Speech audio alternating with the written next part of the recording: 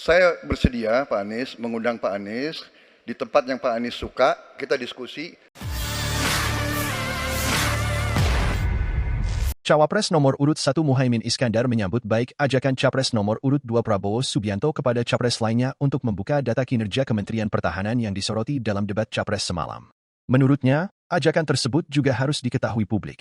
Dia menilai pemaparan Prabowo tak perlu dilakukan secara tertutup, meski dirinya tidak keberatan jika Prabowo menginginkan sebaliknya. Sebelumnya, calon Presiden RI, Capres, nomor urut 2, Prabowo Subianto mengajarkan dua capres lainnya yakni Ganjar Pranowo dan Anies Baswedan untuk diskusi bersama buka-bukaan soal data. Momen itu terjadi saat debat Capres kedua di Istora Senayan, Jakarta, Minggu, 7 Januari 2024, malam.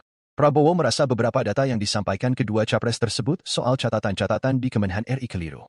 Prabowo awalnya meminta kepada Anies untuk berdiskusi bersama di luar agenda debat.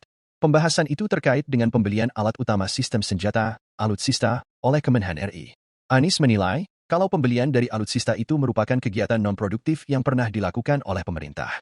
Padahal kata Prabowo, seluruh partai politik pengusung Anies Baswedan di DPR RI menyatakan sepakat dengan apa yang menjadi rencana dari pemerintah.